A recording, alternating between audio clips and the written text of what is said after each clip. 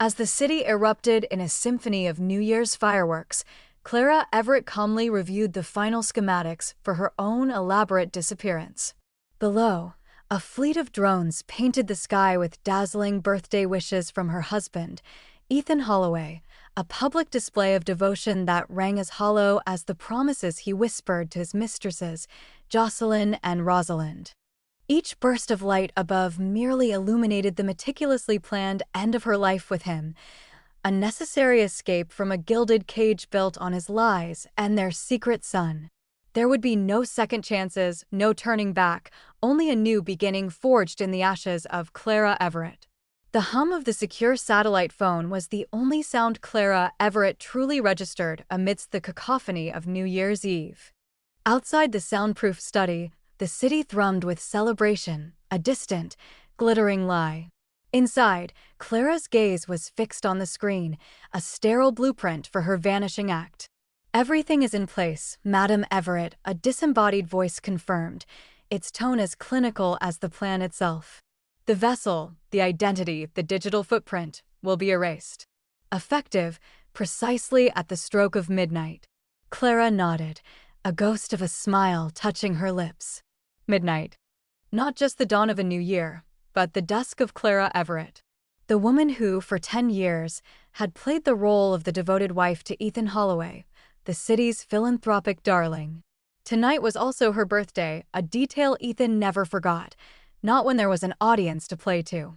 As if on cue, a sudden burst of fireworks exploded directly over their sprawling estate, painting the sky in garish hues of gold and crimson.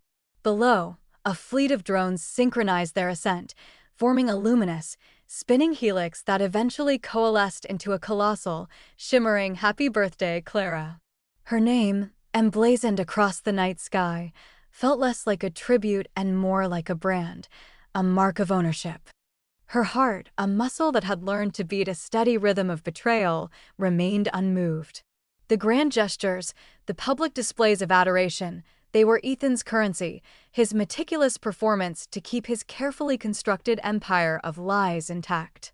He was a master illusionist, charming the world while juggling 2 mistresses and their secrets.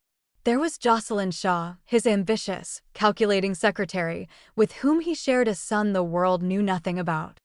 And then there was Rosalind Vance, the naive-looking, opportunistically manipulative student he sponsored, who looked at Clara with an unsettling mix of awe and contempt.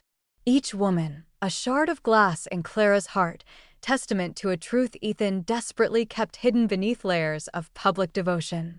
She left the study, the celebratory roar growing louder with each step. The grand ballroom shimmered with crystal and silk, a veritable ocean of society's elite. Ethan, tall and effortlessly charismatic in his tailored tux, spotted her instantly. His eyes, so warm and possessive in public, fixed on her, a practiced adoration. He moved towards her, a glass of champagne in hand, his smile radiating enough charm to power a small city.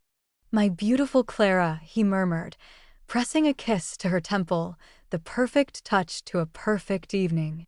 His arm wrapped around her waist, pulling her into his orbit, a public declaration of ownership. But his gaze, just over her shoulder, drifted past her, lingering for a fraction too long on a corner of the room. Jocelyn Shaw, draped in emerald green, was laughing, her head thrown back, a picture of confident allure.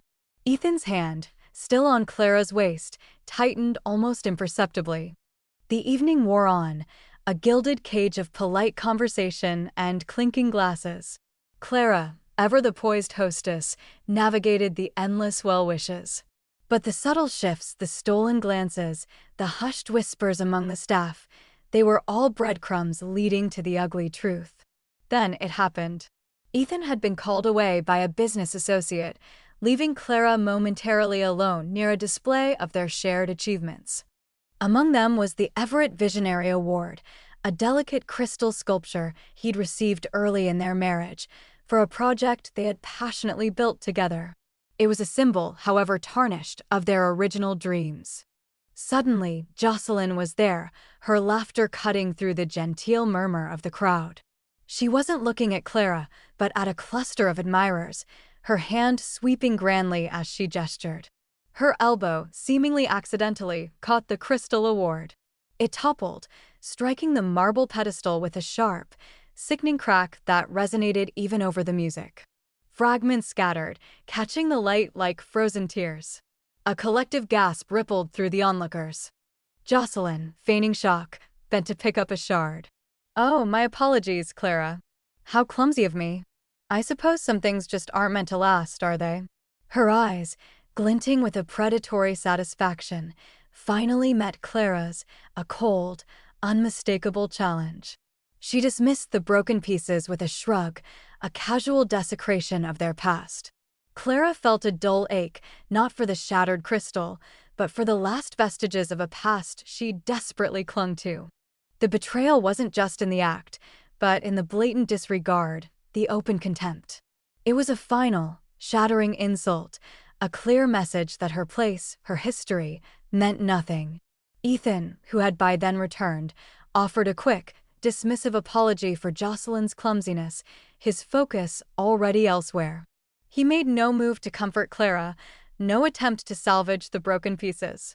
In that moment, under the false glow of 1,000 celebratory lights, Clara's resolve hardened to steel. The blueprint for her escape was no longer a plan, it was a promise. She would not just disappear, she would dissolve, leaving behind only the ashes of a woman no one truly saw, and in doing so, reclaim her very existence from the man who had stolen it piece by agonizing piece. The clock struck midnight. The world cheered. Clara merely smiled. The chill of the New Year's air, once a celebratory embrace, now felt like a predatory claw as Clara stumbled from the wreckage. A blinding flash, the screech of tires, then a searing pain in her leg. Her meticulously planned escape had not accounted for random fate. Instantly, an old, desperate reflex, a ghost of her former self, made her hand tremble for her phone. Not 911. Not Candace. But Ethan. His name, a burning brand on the screen, was a habit born of years of programmed dependence. His perfect, curated public face had always been her misguided first port in any storm. Rosalind Vance's saccharine voice answered, laced with thinly veiled annoyance. "Ethan's busy, Clara. What do you want?" The casual dismissal, the utter lack of concern, even as Clara stammered about the accident. "It can't be that bad." "He's with Jocelyn right now," Rosalind added, a cruel barb disguised as information, meant to twist the knife. Then, Ethan's voice, distant and clipped. "Clara? What is it? Can't it wait? I'm in a meeting." A meeting with Jocelyn while his wife lay bleeding on a cold street. The faint sounds of laughter, Jocelyn's distinctive cackle, echoed in the background. The physical pain in her leg intensified, but the agony in her heart eclipsed it. This wasn't just neglect, it was calculated indifference, a stark confirmation of his utter disregard. The last thread of hope, of any lingering affection, snapped. Candace, ever the unwavering anchor, arrived minutes later, her face a mask of fury and concern. "He's not worth it, see? He never was." Her words were a balm, the only truth Clara needed. With Candace's fierce, unwavering support, the final stage of Clara's liberation began. The old country house, a relic of their early, happier years, was to be the stage. Not an ending, but a blazing rebirth. Clara moved with a surgeon's precision, not just setting the scene, but actively dismantling her past. Each item, once a cherished memory, became fuel. The wedding album, its pages curling in the heat, the photos of their naive smiles turning to ash. Ethan's love letters, once promises, now lies, dissolving into smoke. Even the small, silver locket he'd given her on their first anniversary, containing a microscopic photo of them, dropped into the flames. It was too symbolic to keep, too heavy with betrayal. Each spark was a goodbye, each lick of flame a searing farewell to the woman she once was, consumed by the myth of them. The news of the fire, the tragic accident, ripped through the city. Ethan Holloway, the grieving widower, was a portrait of public sorrow. His press conferences were tearful performances, his eulogy a masterpiece of curated heartbreak. The media swooned. His business empire rallied. But behind the facade, a raw, gnawing guilt consumed him. He dismissed her, ignored her desperate call. Had his callousness sealed her fate? Driven by a desperate need for absolution, he pored over the security footage from the surrounding estate. Hours of grainy, flickering images. Then a gasp. A shadowy figure, her form unmistakable, limping away from the scene moments before the inferno. Not an accident. A plan. A chilling, deliberate escape. He found it in the rubble, tucked away in the fireplace, miraculously preserved from the most intense heat. A single, singed piece of stationery, her elegant handwriting still legible despite the charring. Asterisk, let's not meet again. Asterisk, not a plea. A declaration. Not a victim, but an architect of her own vanishing. His grief twisted, curdled into a possessive fury. She hadn't died, she had left him. And that, in his twisted mind, was unforgivable. He would find her. He would make her understand.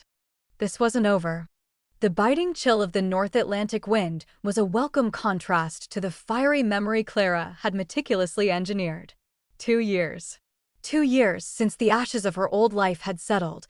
2 years since she'd traded the gilded cage of a mansion for the quiet anonymity of a small coastal town in Portugal. Here, amidst the cobbled streets and the scent of salt and ancient stone, she was just Alara, a woman with no past, no lavish secrets, only the simple rhythm of the tides and the honest work of a silversmith. Her hands, once adorned with Ethan's diamonds, now shaped raw metal into delicate forms, a tangible reclaiming of her identity. The gnawing fear had receded, replaced by a cautious, fragile peace. She learned to laugh again, a genuine, unforced sound, found solace in the warmth of the local community, and for the first time in a decade, felt truly, unequivocally free. One damp evening, seeking refuge from a sudden downpour, Clara ducked into a dimly lit bar, its air thick with the murmur of local gossip and the clinking of glasses. She ordered a local wine, settling into a shadowy corner, watching the raindrops streak down the grimy window. A figure detached itself from the bar, moving with an effortless grace that seemed out of place in such rustic surroundings. Tall, impeccably dressed despite the casual setting, with eyes that missed nothing, he moved towards her table. A jolt, sharp and unwelcome, seized her. She knew those eyes, that confident, almost predatory stance. Julian Sterling. Ethan's most formidable business rival, a man whose ruthlessness was only overshadowed by his charm. Her carefully constructed facade, refined over 2 years, felt suddenly flimsy, transparent. He stopped beside her table, a faint, knowing smile playing on his lips. "Clara Everett," he said, his voice a low, smooth rumble, laced with an unnerving certainty. Or should I say Alara? The wine glass clattered softly as her hand trembled. Her heart hammered against her ribs, a frantic bird trapped in a cage.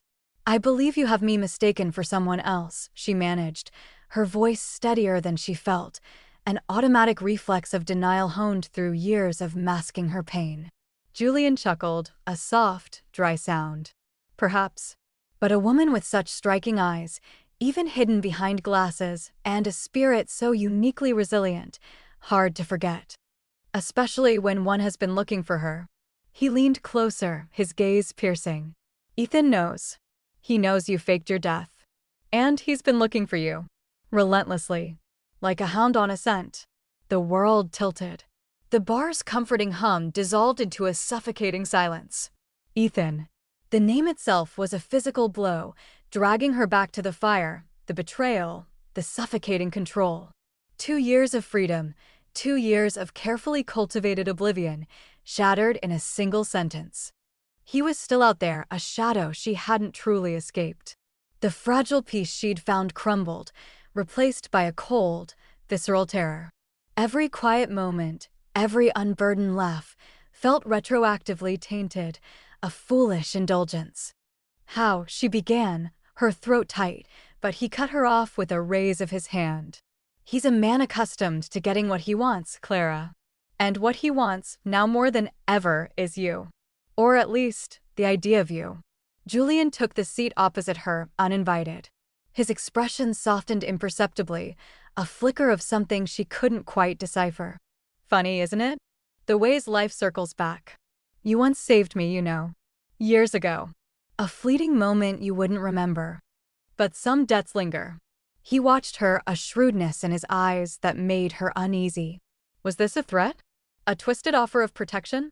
Or was he simply playing a dangerous game with his rival's widow?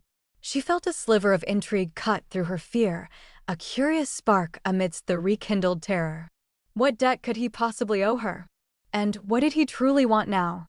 The relative calm of her adopted life was gone, replaced by the chilling realization that the past, a predator she thought she'd outrun, had finally caught up. Julian Sterling's revelation had been a cold splash of reality, extinguishing the fragile flicker of peace Clara had cultivated. The past wasn't just catching up, it was actively hunting. She moved like a phantom, ditching her safe house, burning the few non-essential traces of her new life, a restless energy driving her across northern Europe. Every shadow seemed to hold Ethan's gaze, every phone ring a potential trap. She called Candace, a brief, hushed conversation, reassuring her friend, urging caution. Stay safe, Candace. Don't let him get to you. But Ethan, it seemed, had always been a step ahead, his obsession sharpening into a terrifying cunning. A frantic, coded message from Candace finally arrived, a desperate plea for help, specifying a secluded, unassuming hotel in the frosted heart of a Norwegian fjord town. It was a risk, a calculated gamble, but Clara couldn't abandon Candace. Not her loyal, fiery friend who had risked everything for her. Clara arrived at the hotel, the biting wind mirroring the chill in her bones. The lobby was hushed, dim. She found Candace in a private suite, her face pale, eyes red-rimmed and fearful. Before Clara could speak, the door creaked open and Ethan Holloway stepped in. He was a ghost of the man she'd known, yet undeniably him. His tailored suit hung slightly loose, his once vibrant eyes now sunken, alight with a feverish, almost manic intensity. Grief had etched itself onto his handsome features, twisting them into something monstrously desperate. "Clara," he whispered, his voice raspy, laced with a raw yearning that sent shivers down her spine. "You're alive." His gaze devoured her, a possessive, all-consuming hunger. "I knew it. I knew you wouldn't leave me." "Not truly." He advanced, a hand outstretched, as if to touch a mirage. "My love. My beautiful Clara. Come back to me. This insanity can end. We can go back. You don't have to run anymore." Clara stood frozen, revulsion battling a flicker of pity for the broken man before her. "Ethan," she said, her voice steady, "what have you done?" He ignored her question, his eyes fixed solely on her. "I've been searching. Every waking moment." And then, Candace. So cooperative, once she understood the gravity of the situation. "I knew she'd bring you to me." He gestured vaguely towards Candace, who flinched, tears welling. "She's a loyal friend, Clara. But not as loyal as I am devoted to you. And she won't be leaving until you agree to come home with me." His words were a desperate plea, yet utterly devoid of genuine remorse, tainted by an escalating, terrifying possessiveness. The man before her wasn't seeking forgiveness, he was seeking to re-enslave her. Ethan reeled back, a strangled gasp escaping him. "Sterling? You? This is a joke. A sick, twisted game." Julian ignored him, stepping forward, his eyes fixed on Clara, a knowing depth in their depths. "You didn't recognize me, did you?" he murmured, a hint of something unreadable in his tone. "The man you pulled from the wreckage of a car crash years ago. The one you saved while everyone else drove by. That life debt, Clara, I haven't forgotten." Clara stared at him, a sudden, dizzying wave of realization washing over her. The accident, the frantic call for help, the anonymous, grateful letter that had arrived months later. It had been him. Julian Sterling, Ethan's rival, her rescuer, now her unlikely husband. Julian met her gaze, a silent question passing between them. Then he turned to Ethan, his posture radiating quiet menace. "Consider this a long overdue settlement, Holloway. For everything. Clara is under my protection now. As my wife. He offered Clara his hand, a silent invitation, a strategic shield. Clara, without hesitation, took it, a silent vow exchanged in the defiant clasp of their fingers. Julian's touch was firm, grounding, a stark contrast to Ethan's suffocating grip. The air crackled with unspoken threats and a newly forged alliance. Ethan's face contorted, a primal scream caught in his throat, his eyes blazing with the realization that he had not only lost her, but that she had chosen his most hated enemy. His desperate grip on her was truly gone.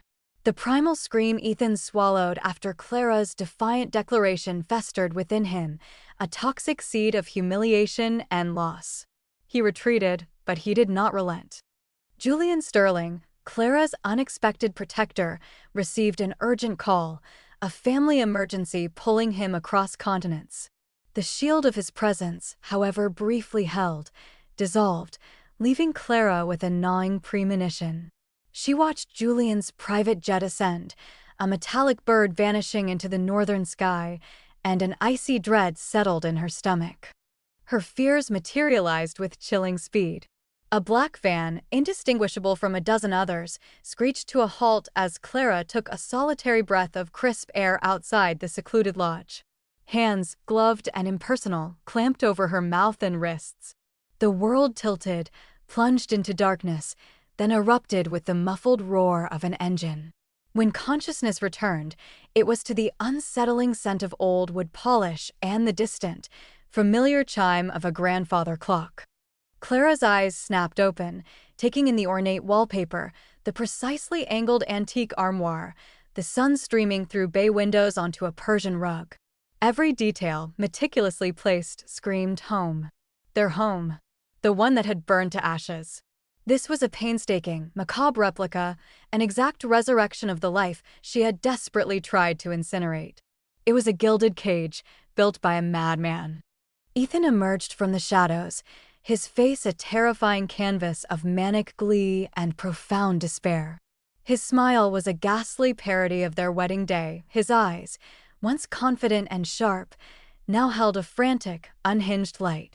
"You're home, Clara," he whispered, his voice a gravelly caress. "We can finally fix everything." He rambled, intertwining fragmented memories of their past with grandiose, delusional plans for a future that existed only in his shattered mind. He spoke of love, of second chances, of destiny.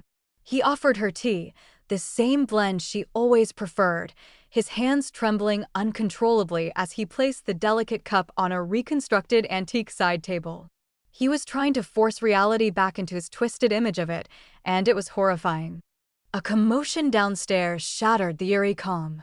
Footsteps, curses, and then Jocelyn Shaw, disheveled and furious, was shoved into the room by two burly men. Her elegant dress was torn, her makeup smeared, a desperate wildness in her eyes. Ethan's gaze hardened, shifting from Clara to his former mistress. "Jocelyn," he stated, his voice suddenly cold, "your purpose here is fulfilled. Clara is back. You were a mistake. A moment of weakness I regret." Jocelyn's face contorted, a mirroring image of Clara's own past pain, but magnified by a visceral, animalistic rage. "A mistake," she shrieked, her voice hoarse with betrayal. "I gave you everything. You promised me a future. You ruined my life. You caused it. My baby, our baby, because of you." Her accusation hung heavy in the air, a phantom grief she laid squarely at his feet. She believed, in her brokenness, that Ethan was responsible for the loss of her child, a tragic misinterpretation fueled by his past evasions and manipulations, twisting his prior actions concerning Rosalind Vance into a personal, devastating blow against her. Driven by a desperate, violent fury, Jocelyn's eyes darted around the room. They landed on a small fruit knife, part of an absurdly perfect fruit platter Ethan had arranged, trying to recreate domestic bliss. With a guttural scream, she lunged, snatching the knife, not at Ethan, but at Clara. "You took everything from me," she roared, her grief and resentment coalescing into a singular, murderous intent. Clara instinctively recoiled, her heart pounding a frantic rhythm against her ribs. Ethan, seeing his prize endangered, reacted with an unexpected, frenzied panic. He threw himself between the two women. In the chaotic, desperate struggle, the knife twisted.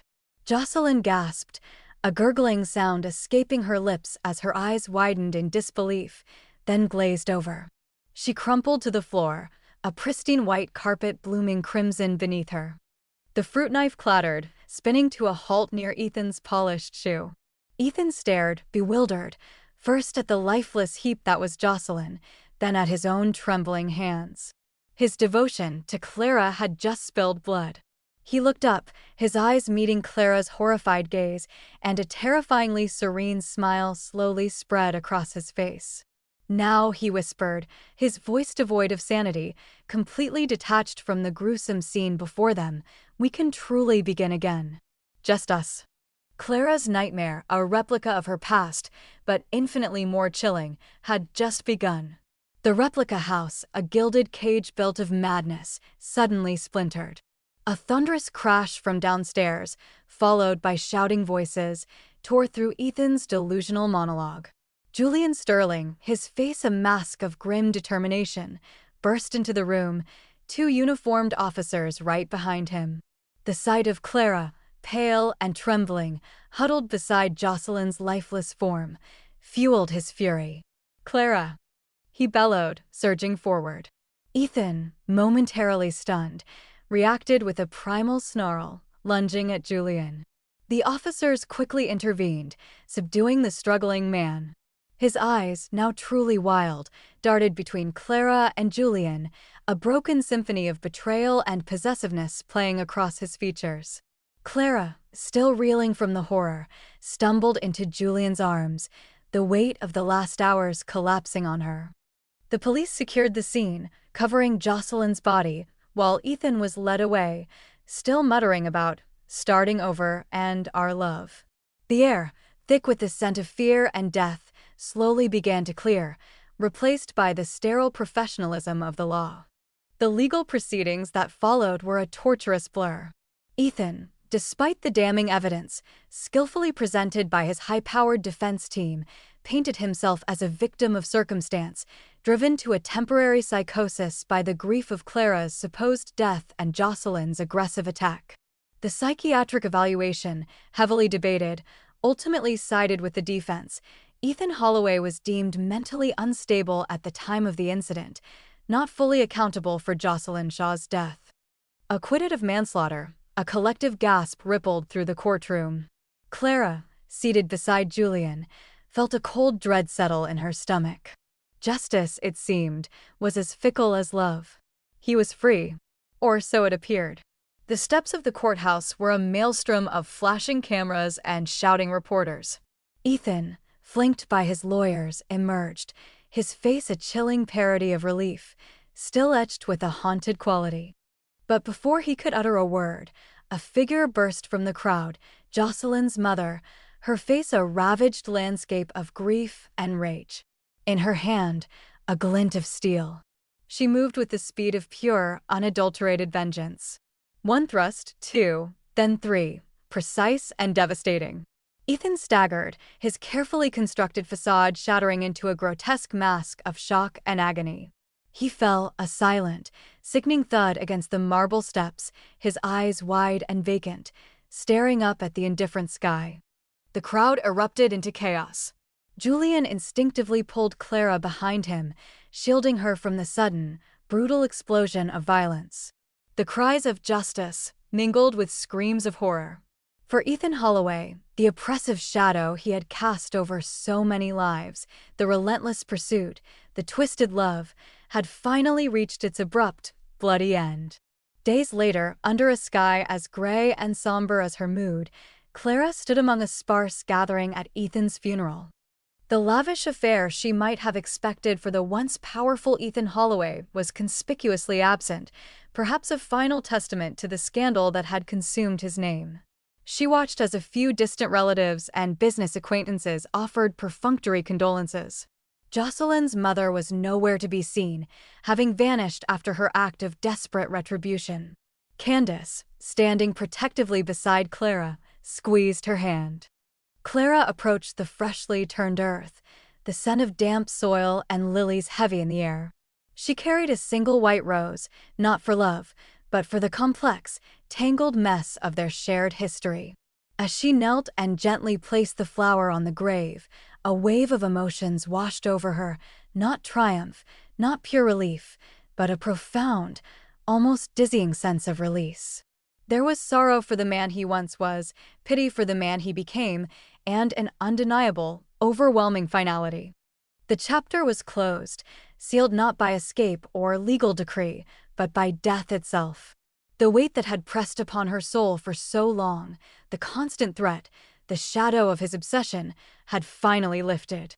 She stood, took a deep, shuddering breath, and for the first time in what felt like an eternity, looked towards a horizon that was truly, utterly her own. A week after the subdued funeral, the air in Julian Sterling's sprawling penthouse felt strangely light, yet heavy with unspoken possibilities. Julian, always impeccably dressed, stood by the panoramic window overlooking the city, a slight tension in his shoulders. Clara sat on a plush sofa, a teacup growing cold in her hands, the echoes of her past life finally fading into a distant hum. "Clara," Julian began, turning, his voice measured, our arrangement.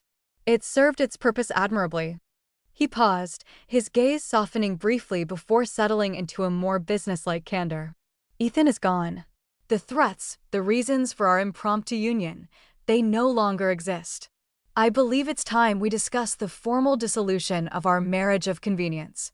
He moved towards her, a legal document already laid out on the coffee table, divorce papers, pristine and waiting. Clara looked at the papers, then back at Julian. His offer was logical, expected even. Yet, a peculiar pang tightened her chest.